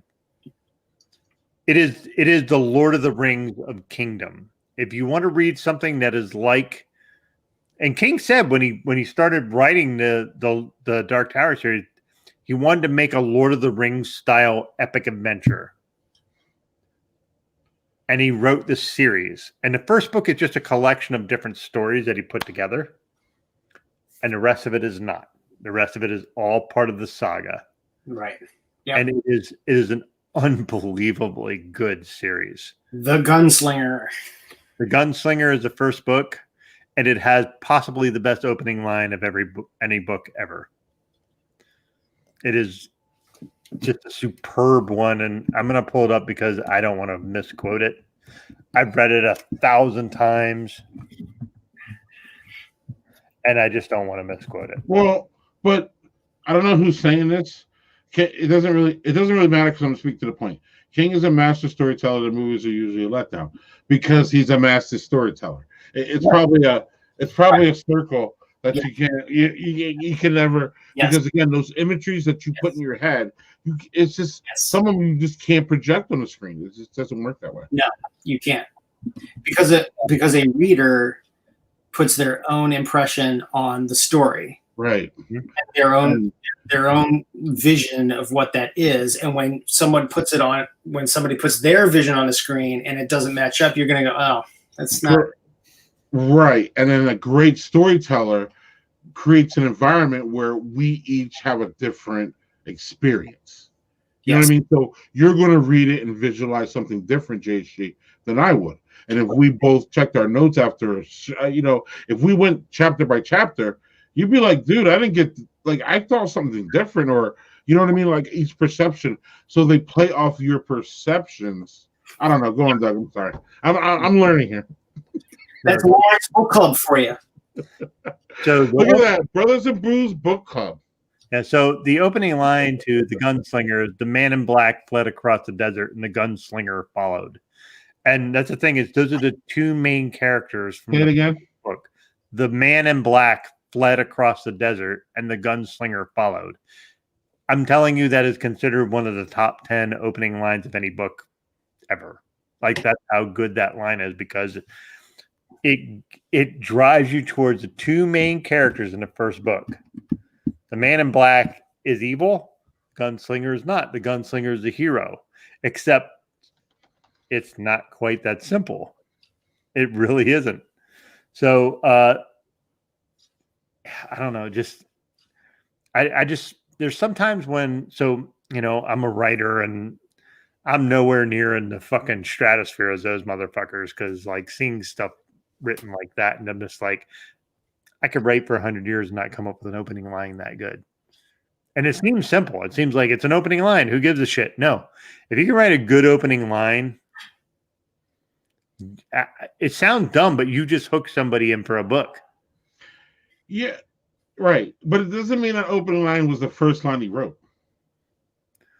That was his first book. The very first book he ever wrote. Oh, sorry. No, I'm not shitting on you. I'm just saying that. And then he went and I don't think you are. I'm like, okay. But that's not his first book that sold. His first book that sold was Carrie. Oh, fuck that, actually. So that's Dark Tower and the Gunslinger. That's not scary. Later. He was writing that when he was 19. And you can see when you read the first book, just like the level of what he writes. Mm-hmm. Good. And then when you get to the second book, he's fucking way better. Like, you just see the he grew exponentially as a writer. Yep. And then as you go along that series, it's 7 books long, and then there's an 8th, which is a kind of a mid book that's between 2 books.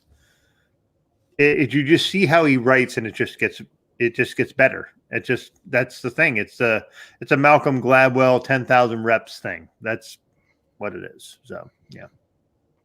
All right, Doug. Well, it's time to wrap, believe it or not, or we'll just keep going. We are an hour and 40 minutes in, and the problem is when you talk about books, I could talk fucking 10 hours. Hold on, Doug.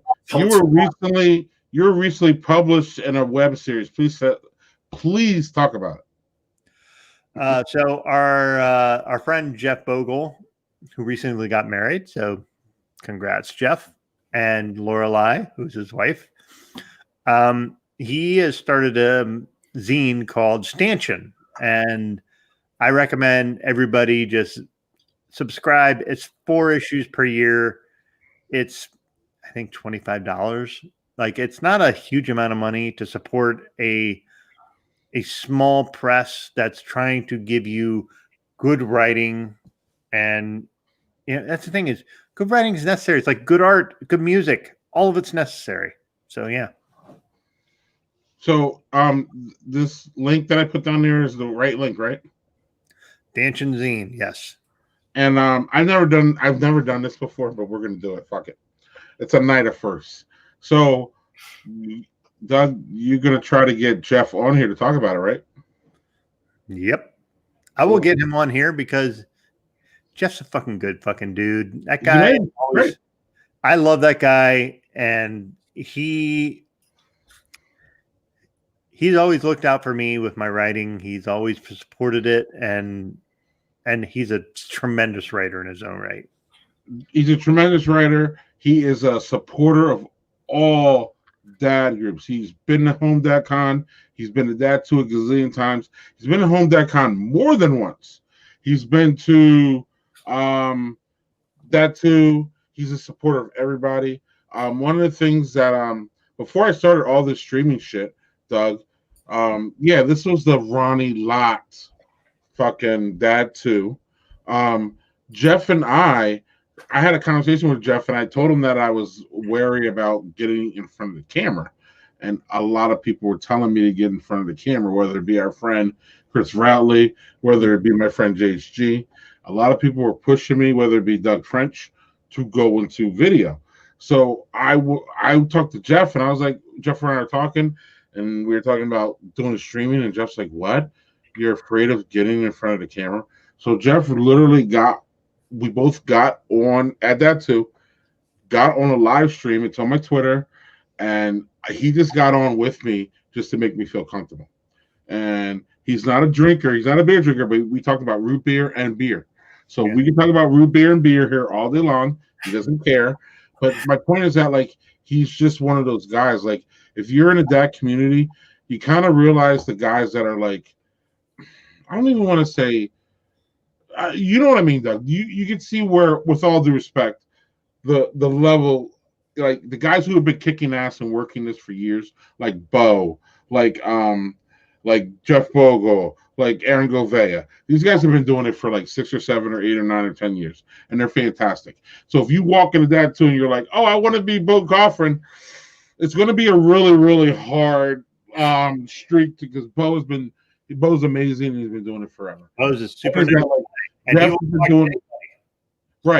been doing it forever, but he's just like, he is so approachable and so down to earth, and you wouldn't know that you were talking to Jeff Bogle if you didn't know who Jeff Bogle was. Like, this is my point. If you find out who Jeff Bogle is, then you go look at him, you're like, oh shit, I was just talking to this dude. Like, holy fuck. Like, and he just comes around as just like, I'm just like every other guy. That's who I am. He's just fantastic and amazing, and you got to get him on the show. I have contacts with him too, but you've recently worked with him, Doug. So yeah, I will get in contact with him and do that shit. That's a good dude. So JHG, thanks for coming on. Obviously JHG and I are personal friends, so we talk a lot. We correspond a lot. So, you know, like, talking now is messaging. That's the new talking. So, like, if I say I talk to Doug, like, it was funny because Doug sent me a message on Tuesday. Hey, how you doing?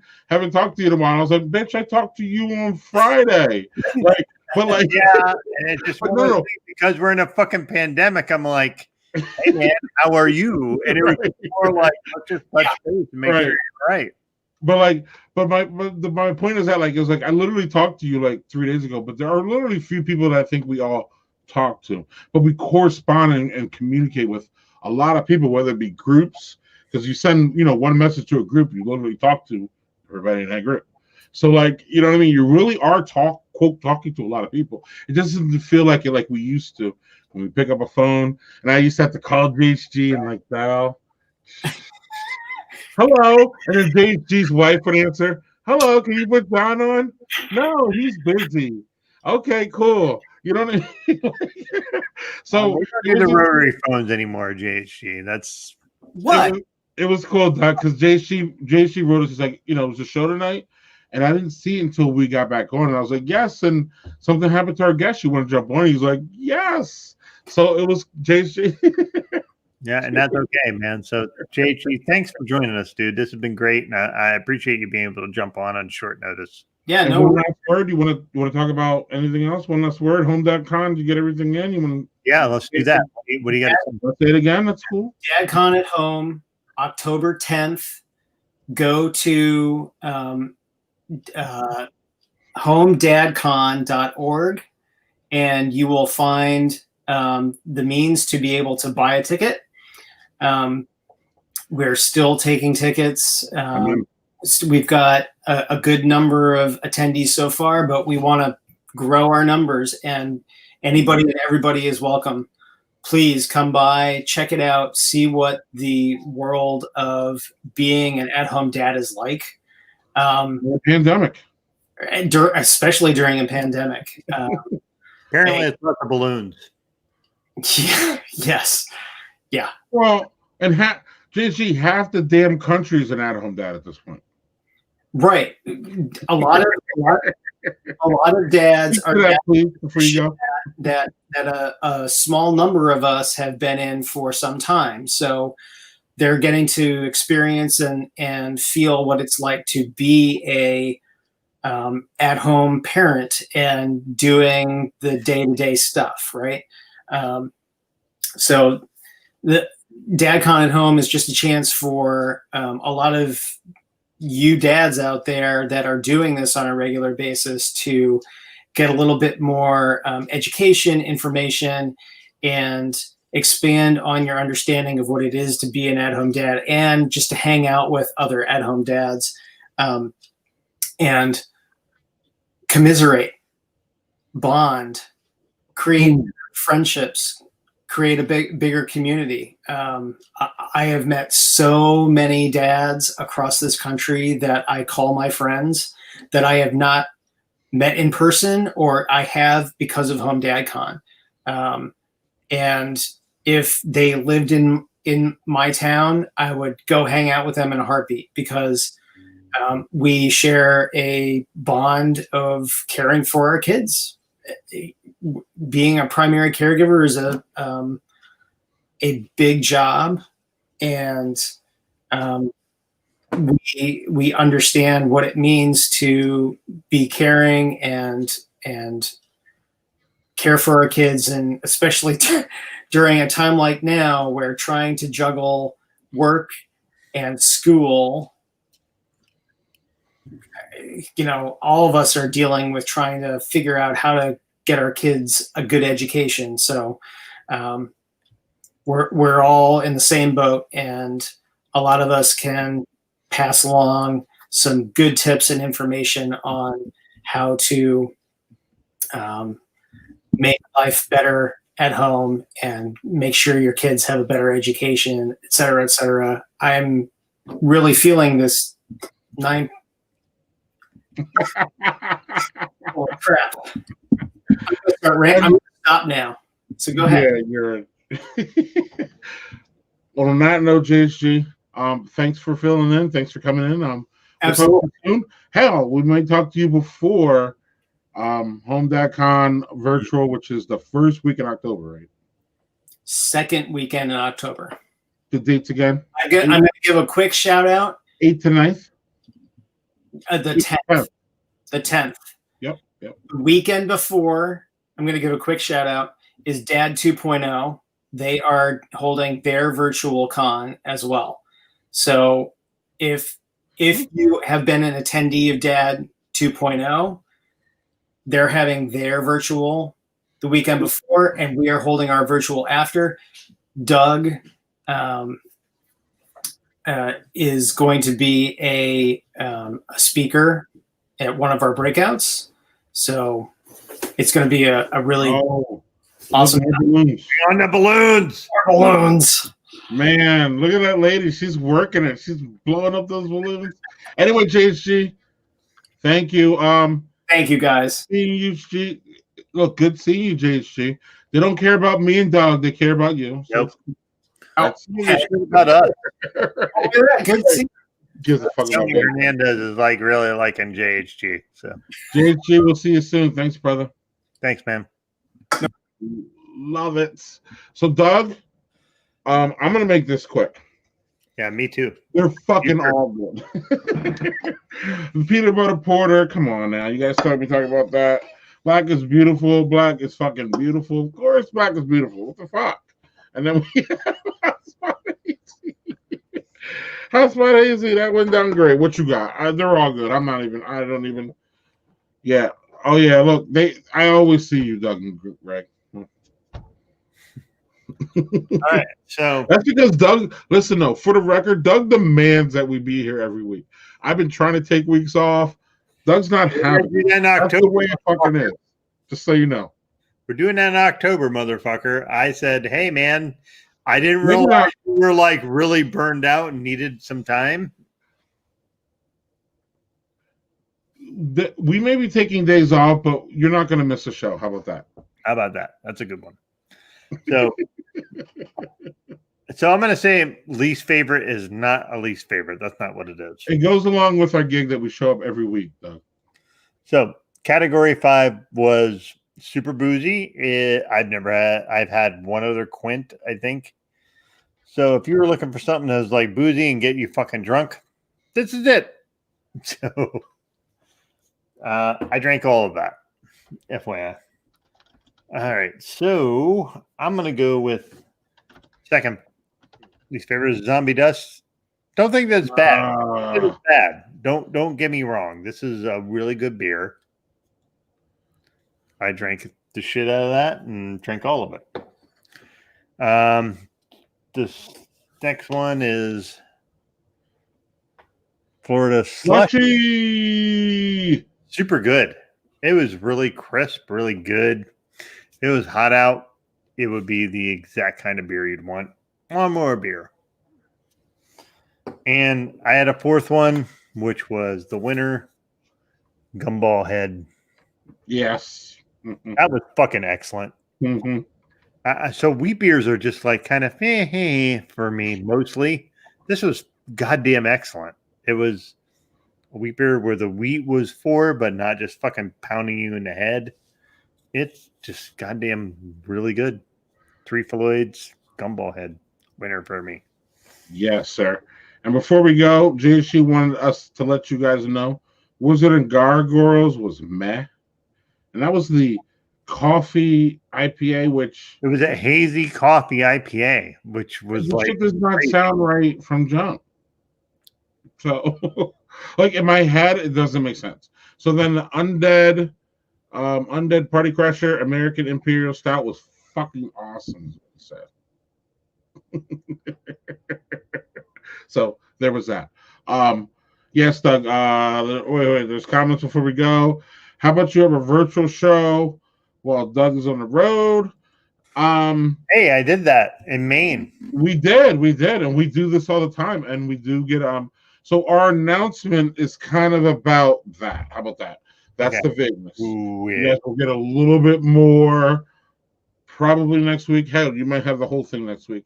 We'll figure it out. But we have a somewhat big announcement about the show, and we're happy to share it. But yes, no, Doug, we haven't. The last time we took off a show was to go to that too. That was the last time that we did not appear on a Friday. The time before that was when I say that I think I had COVID in December. I don't know. The lady thinks that. Who knows? I don't know. She's a medical person, so I'll go with her more than my shit. But Doug, on that point, we are at 1 hour and 54 minutes, which is not our longest show, but damn close. I love being with you every Friday. I love doing this every Friday. I love it. I love it. I love it. Shout out to Jesse. Hope everything's well. Please hit us up when everything's good. No hard feelings. We don't give a shit. It's a. We just want to make sure you're okay. Right. We want to make sure you're okay. Life is way bigger than this fucking stupid ass, dumbass. Even though I love it, fucking show. So yeah. And I love it to death, but at the same time, it don't mean shit on some level. So, Doug, I will. The thing that doesn't mean shit, we'll see you next week. Hey, Doug, do you want to drop who do we want to be vague about it, or do we want to talk about our next week's guest? I think you should talk about it because I think we need to let it drop. Do it. Next week's guest? Yeah. Yeah, but that's your guest. You booked this. I don't know her that well. Yeah, Doug. Do you know? See, Doug won't say. Doug booked all of our guests this year or this month. Yeah. So if I remember right, again, hold on. I will spare you. Look over at the notes. I'm gonna put it in the chat there. Just so everybody's Yeah. So as I and that was what I recalled. So there is a so we've been trying to this month book women. Who the hell is coming? I love that. They're coming. Somebody is. So our friend Ariana Bradford, who is an author and just a fucking badass on social media, just talking about Check her out on Twitter. writes out, and it's Not Your Average Mom project. Not Your Average Mom. So it's Not Your Average Mom project on Twitter. Look that shit up. It's fucking awesome. She just lays waste to things, and it's great. It really is. And when I reached out to her and she said, yeah, I was super fucking pumped just because you and I have always talked about having voices that are not just white males. We have always talked about that, and we've talked about for the past, I think, 6 months. Doing a month of women, this is fucking great. And Ariana is mother, just a fucking badass online. I don't know how to say anything more than that. I admire the shit out of her, and I can't wait to have her on Next week. my birthday weekend, by the way.